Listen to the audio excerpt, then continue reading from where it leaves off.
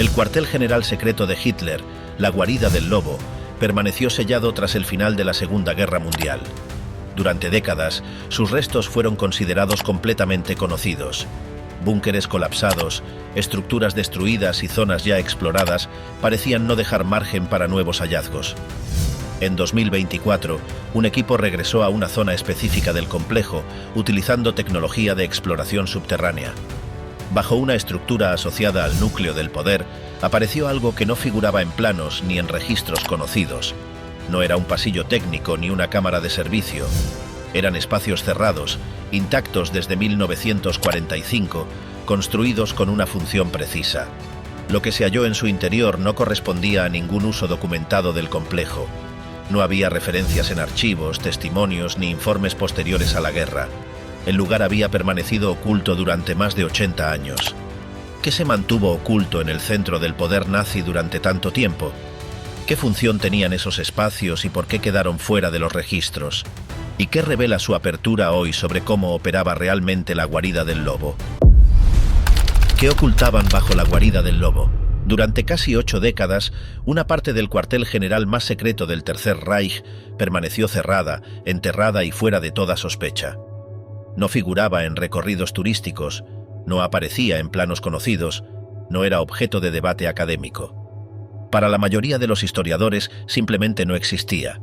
La guarida del lobo, el complejo desde el que Adolf Hitler dirigió gran parte de la guerra contra la Unión Soviética, parecía un lugar ya agotado en términos de descubrimientos. Sus ruinas estaban a la vista, sus búnkeres colapsados habían sido fotografiados miles de veces, y su historia, al menos en apariencia, estaba escrita. Pero bajo una de sus zonas más discretas, algo había quedado intacto. El lugar se encuentra en los bosques de Masuria, en el noreste de Polonia.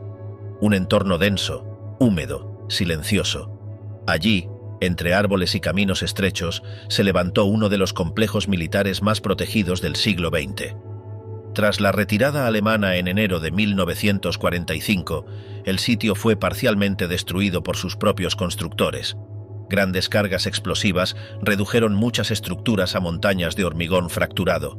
Otras resistieron. Durante años el área fue considerada peligrosa, decenas de miles de minas rodeaban lo que quedaba en pie. El acceso estuvo limitado. La vegetación cubrió lo que no había sido volado. El silencio hizo el resto. Con el paso del tiempo, la guarida del lobo se transformó en una ruina visitable. No un lugar completamente excavado ni estudiado de forma sistemática, sino un espacio a medio camino entre sitio histórico y resto abandonado. Se caminaba entre búnkeres abiertos, se observaban paredes quebradas, se repetían las mismas explicaciones. Nada indicaba que quedara algo relevante por descubrir. La idea dominante era clara. Lo que no había sido destruido en 1945 ya había sido visto, catalogado o simplemente era irrelevante. Esa certeza se mantuvo hasta 2024. Ese año, un pequeño equipo autorizado para trabajar en el área decidió concentrarse en una zona concreta del complejo, alejada de los recorridos habituales. No buscaban nada extraordinario. El trabajo consistía en remover capas de tierra, limpiar escombros, documentar elementos estructurales menores. Un procedimiento lento, repetitivo, sin expectativas, hasta que, bajo el suelo de una antigua residencia, apareció algo que no encajaba. Lo primero que emergió no fue un objeto metálico ni un fragmento de hormigón. Fue un cráneo humano. El hallazgo detuvo de inmediato la excavación. La zona fue acordonada y las autoridades locales asumieron el control. Lo que parecía un descubrimiento aislado se transformó rápidamente en algo más complejo. Al ampliar el área comenzaron a aparecer más restos óseos, no dispersos, no mezclados, colocados. En total, 5 esqueletos fueron localizados en ese mismo punto. 3 correspondían a adultos, 1 a un adolescente, el último a un recién nacido. Estaban alineados, orientados de la misma forma, enterrados a poca profundidad. No había ataúdes, no había restos de ropa, no había objetos personales, ningún elemento que indicara un entierro convencional, tampoco señales de un colapso accidental.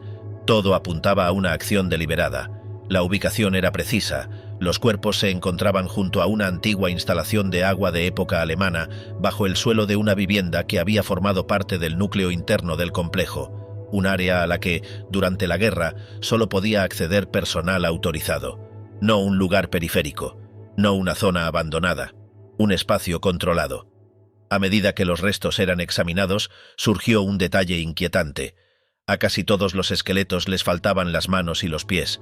No se trataba de una ausencia casual. Las extremidades no estaban desplazadas en el terreno ni fragmentadas por la presión del suelo. Simplemente no estaban. En algunos casos, los huesos presentaban cortes definidos.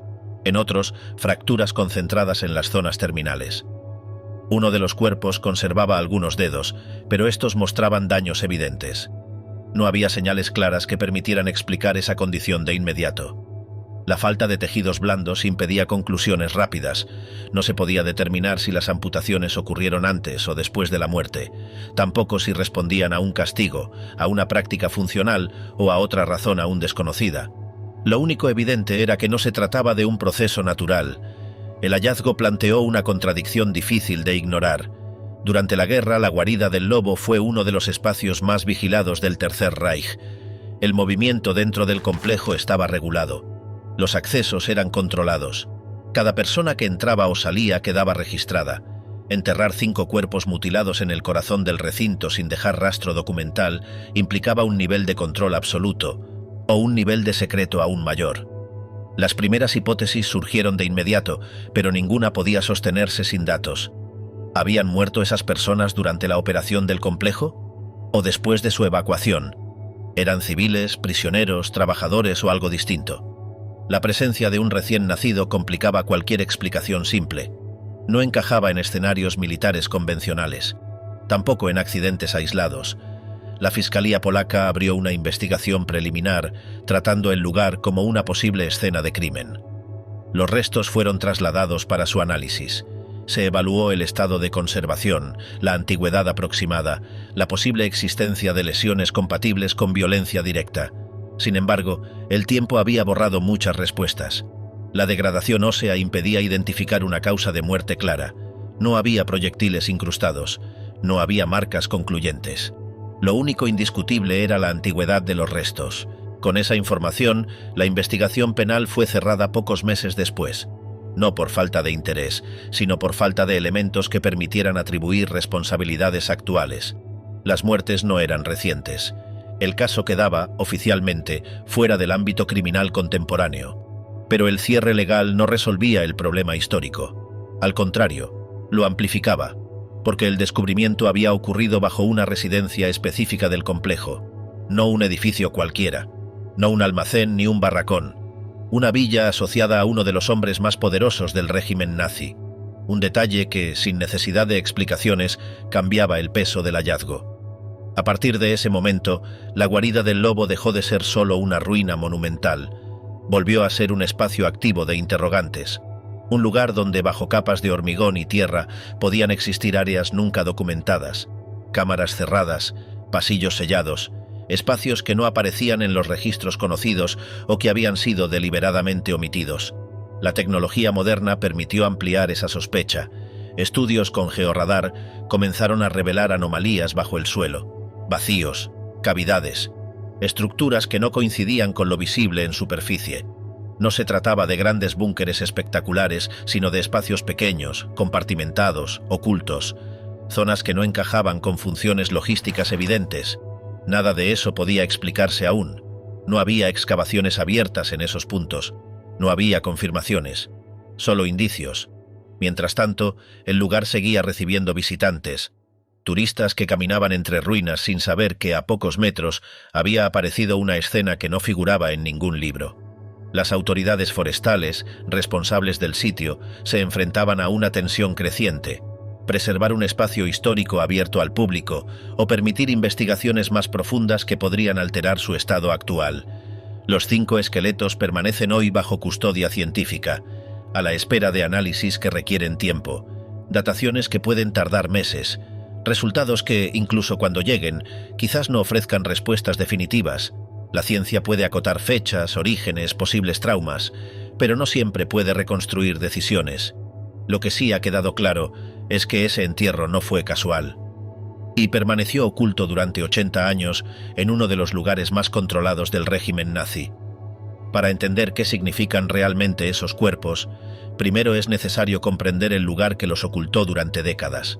¿Qué era la guarida del lobo? ¿Por qué fue construida de ese modo? ¿Y qué tipo de poder operaba dentro de sus límites? Solo entonces será posible interpretar lo que ocurrió bajo esa residencia, en un punto exacto del bosque, donde el tiempo se detuvo sin dejar explicación. La fortaleza oculta, un lugar diseñado para el secreto. La guarida del lobo no nació como ruina ni como símbolo. Fue concebida como un Führerhauptquartier, es decir, un cuartel general de Hitler diseñado para dirigir operaciones lejos de las capitales y fuera de cualquier mirada externa. La decisión de construirlo se tomó a finales de 1940, cuando el mando nazi preparaba la guerra contra la Unión Soviética y buscaba un puesto avanzado estable, protegido y difícil de localizar. El emplazamiento fue Masuria, una región boscosa del noreste de la actual Polonia, entonces parte de Prusia Oriental. El terreno ayudaba por sí solo: masa forestal continua, lagos y zonas húmedas que limitaban accesos, y una distancia suficiente de los grandes núcleos urbanos para reducir el tránsito civil. El complejo se situó cerca de la actual Gierbosch, a poca distancia de Kenshin. La obra quedó bajo la organización Todt, el organismo de ingeniería del Reich, encargado de grandes proyectos estratégicos, y se ejecutó con apoyo de empresas como Hochtief, una gran constructora alemana utilizada como contratista en obras de gran escala. En términos técnicos, el objetivo era levantar estructuras de hormigón armado, dispersas y camufladas, capaces de sostener una vida de cuartel general durante meses sin exposición pública. La construcción del conjunto, unos 6,5 kilómetros cuadrados, se completó el 21 de junio de 1941. Desde el principio, el secreto se trató como parte del diseño. La cobertura más visible fue el nombre tapadera, Chemische Werke Askania, presentado como una supuesta instalación industrial, lo bastante verosímil para justificar el movimiento de materiales y el cierre progresivo de caminos. La idea era sencilla: que el entorno lo interpretara como una obra civil, no como centro de poder militar. Incluso se mantuvo, hasta el 21 de junio de 1941, el sobrevuelo de una línea aérea soviética en la ruta Moscú-Berlín, un detalle coherente con la necesidad de no delatar un objetivo sensible antes del inicio de la campaña. Los edificios se diseñaron para desaparecer desde el aire: techos cubiertos con arbustos, hierba y árboles artificiales, además de redes tendidas entre estructuras y el bosque circundante, para que, visto desde arriba, el conjunto pareciera un bloque continuo de vegetación. El objetivo no era solo ocultar un búnker, sino evitar que el observador distinguiera un patrón arquitectónico. Ese mismo principio se aplicó a detalles que delatan instalaciones militares, como luces y recorridos, que se trataban para no convertirse en líneas reconocibles sobre el paisaje. Cuando Hitler llegó por primera vez, el 24 de junio de 1941, apenas 2 días después del inicio de la Operación Barbarroja, el complejo ya estaba listo para operar. La guarida del lobo no era un único búnker, sino una red de estructuras separadas entre árboles para diluir riesgos. Si una zona quedaba comprometida, el resto debía seguir funcionando. En esa fase inicial, los búnkeres se construyeron con alrededor de 2 metros de hormigón armado, una cifra que explica su resistencia posterior incluso ante demoliciones masivas. La instalación evolucionó al ritmo de la guerra. Fue creciendo en personal, funciones y refuerzos. En su pico, más de 2.000 personas vivían y trabajaban allí: mandos, escoltas, técnicos, comunicaciones, personal de servicio y logística. En total, Hitler pasaría en la guarida del lobo más de 800 días, más tiempo que en cualquier otro lugar durante la guerra. La seguridad interior se organizaba en 3 anillos concéntricos, llamados Sperrkreis 1, 2 y 3. El esquema era claro: cada capa reducía el número de personas autorizadas, multiplicaba los controles y hacía el movimiento más previsible. En el núcleo, el Sperrkreis 1, estaban el búnker de Hitler y los refugios del círculo inmediato. Allí operaban 2 piezas clave: el RSD, el Servicio de Seguridad del Reich, encargado del dispositivo en los cuarteles de Hitler, y el FBK, su escolta armada personal con acceso directo a su entorno.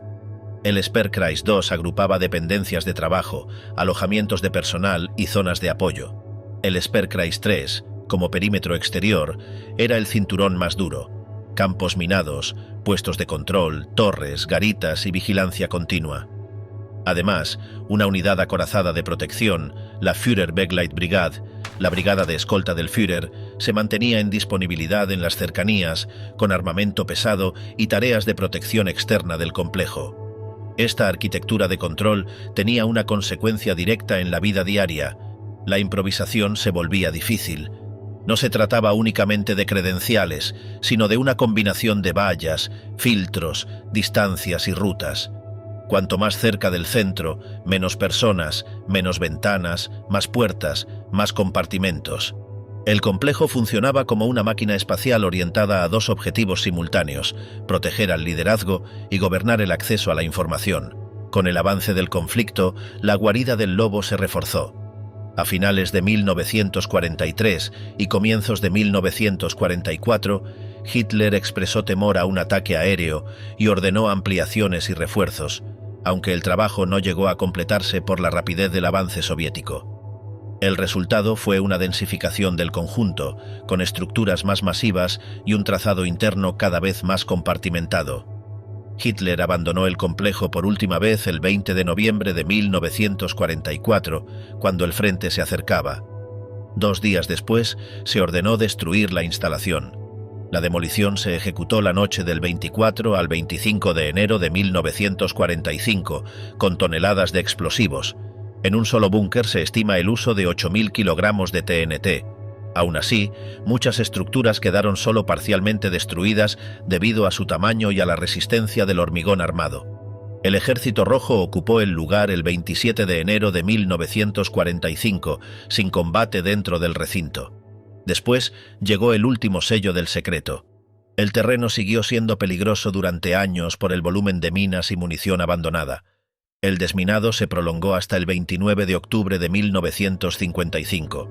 Solo entre 1953 y 1955 se desactivaron 54.000 minas y aproximadamente 200.000 municiones y proyectiles. El trabajo costó la vida a 3 zapadores. Ese dato ayuda a entender por qué el lugar no pudo ser inspeccionado de forma sistemática durante tanto tiempo. Antes de excavar el pasado, había que sobrevivir al perímetro que lo protegía. ¿Quiénes decidían dentro de la guarida del lobo? La guarida del lobo no fue solo un lugar desde el que se firmaban órdenes militares.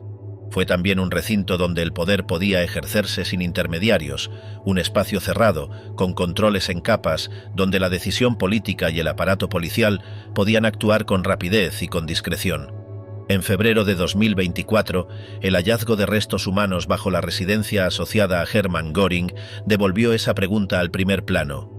¿Quién podía ordenar, encubrir y hacer desaparecer sin dejar un rastro claro dentro de un complejo construido para el secreto? Göring tuvo una residencia dentro del complejo. No era un barracón de campaña, sino una casa destinada a alojar a un dirigente de primer nivel cuando acudía a las reuniones del cuartel general. En 2024, precisamente bajo esa vivienda, se localizaron 5 esqueletos. 3 adultos, un menor y un bebé, con ausencia sistemática de manos y pies, sin objetos personales asociados. La investigación fue asumida por las autoridades polacas, pero se cerró al no poder determinarse la causa de muerte con el estado de conservación disponible. Para entender por qué el hallazgo adquiere peso histórico, hay que situar a Göring dentro del sistema represivo nazi. En 1933, como ministro del Interior de Prusia, controló el mayor aparato policial de Alemania y desde esa posición impulsó la creación de la Gestapo, la policía secreta del Estado. Su función no era investigar delitos comunes, sino neutralizar a los enemigos del régimen por vías administrativas y policiales, sin depender de un proceso judicial ordinario. La pieza jurídica que convirtió esa represión en un mecanismo cotidiano fue la Schutzhaft, la custodia protectora, un eufemismo que permitía detener e internar sin juicio, sin acceso real a defensa y con duraciones indefinidas. En la práctica, la Gestapo podía enviar directamente a una persona a un campo de concentración, saltándose tribunales y garantías. Esa capacidad explica por qué, en muchos casos, el destino del detenido no quedaba documentado con claridad para familiares o instituciones externas. La lógica de actuar desde dentro del Estado se vio de forma nítida en 1934, durante la purga conocida como la Noche de los Cuchillos Largos, organizada por el círculo dirigente nazi para eliminar rivales internos y consolidar el poder. Göring figura entre los organizadores políticos de la operación, que se ejecutó al margen de procedimientos judiciales normales y consolidó el precedente esencial. Cuando el régimen decidía que alguien debía desaparecer, podía hacerlo con instrumentos policiales y sin transparencia. La consecuencia política fue inmediata. El atentado se convirtió en pretexto para una represión masiva.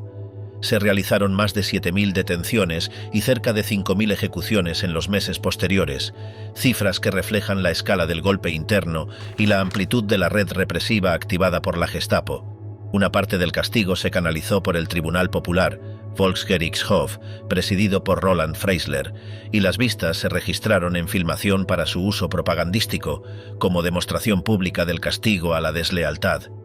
No era solo justicia penal, era un mensaje político construido para intimidar.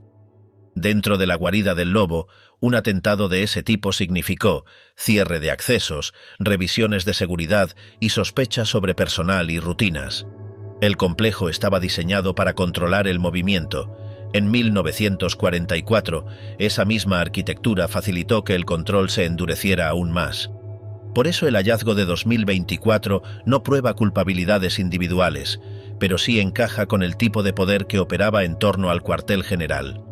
Los restos aparecieron bajo la casa vinculada a Göring, dentro del perímetro de un lugar donde la vigilancia y la jerarquía reducían al mínimo la improvisación. Se sabe lo esencial. Fueron encontrados el 24 de febrero de 2024, estaban bajo la residencia y la investigación se cerró por falta de datos forenses concluyentes sobre causa de muerte. Lo que no se sabe sigue siendo lo central: quiénes eran, cuándo murieron y por qué acabaron enterrados allí. Durante la guerra, Göring no fue solo el jefe de la Luftwaffe. Desde 1936 fue comisionado del Plan Cuatrienal, un programa que orientó la economía hacia el rearme y la preparación para la guerra, otorgándole autoridad amplia sobre sectores industriales, materias primas y prioridades productivas. En el marco de esa economía de guerra, la explotación de trabajo forzado en territorios ocupados y la movilización masiva de mano de obra se integraron en el funcionamiento del Reich, con consecuencias letales a gran escala que rara vez quedaban registradas de forma individual. Ese es el contexto en el que su presencia en la guarida del Lobo importa.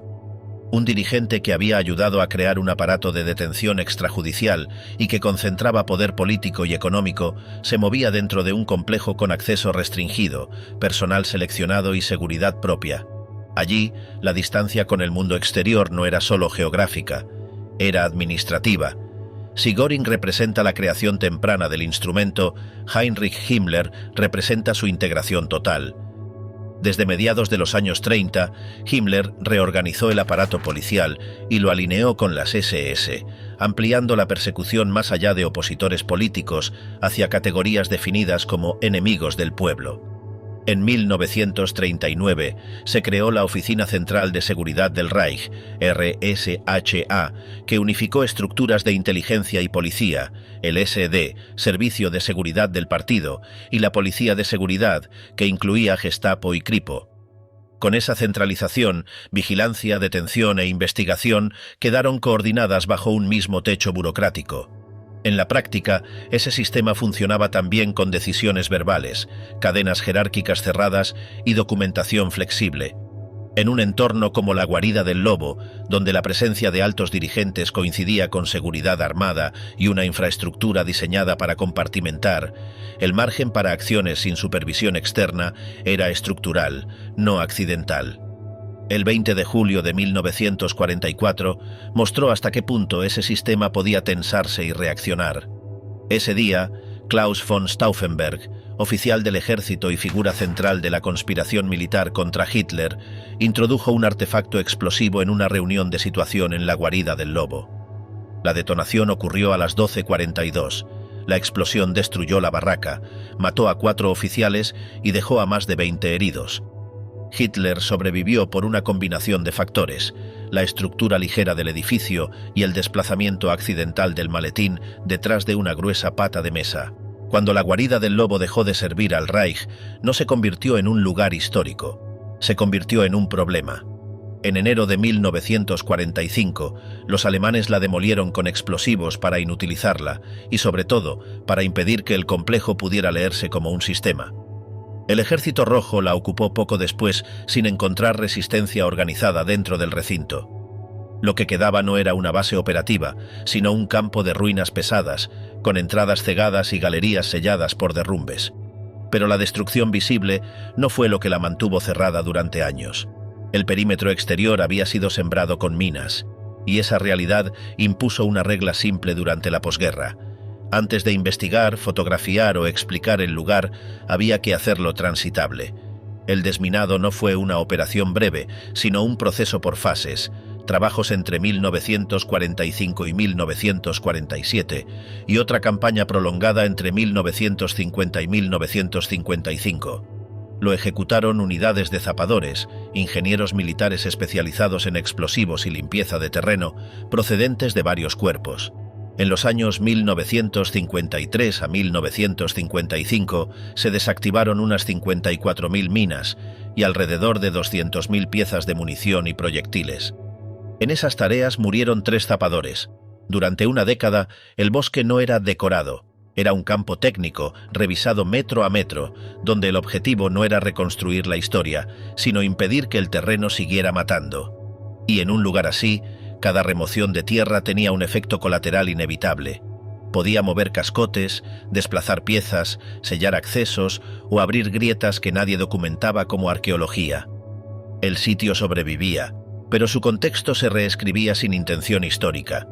El 29 de octubre de 1955, tras el desminado completo, el área se entregó formalmente. Solo entonces el lugar dejó de ser una amenaza inmediata y pasó a ser administrable. A partir de ahí empieza una segunda vida, igual de importante para entender el presente. En 1959, ya con el terreno considerado seguro, la guarida del lobo se abrió al público por primera vez y se estableció un espacio memorial. La decisión no significó musealización en sentido estricto, sino apertura controlada. Senderos, recorridos y puntos de observación en un conjunto que seguía siendo ruina masiva. Poco después se impulsó un centro turístico y un hotel con 80 camas. Durante un tiempo incluso se anunció un proyecto de museo con figuras de cera a tamaño real, que finalmente no se materializó. ¿Qué pasó en la posguerra con la guarida? La cifra de visitantes creció rápido. En 1973 se registraron más de 100.000 turistas y 3 años después la cifra se situaba en torno a 300.000. En esa etapa, la visita se organizaba con guías que conducían a los grupos entre búnkeres quebrados y muros partidos, mientras el lugar funcionaba como una rareza histórica dentro de un paisaje que por sí mismo tendía a tragarlo todo. Lo que casi nunca se dice es que esa apertura, desde el punto de vista material, no conservó la guarida del lobo, la dejó a merced de un dilema permanente.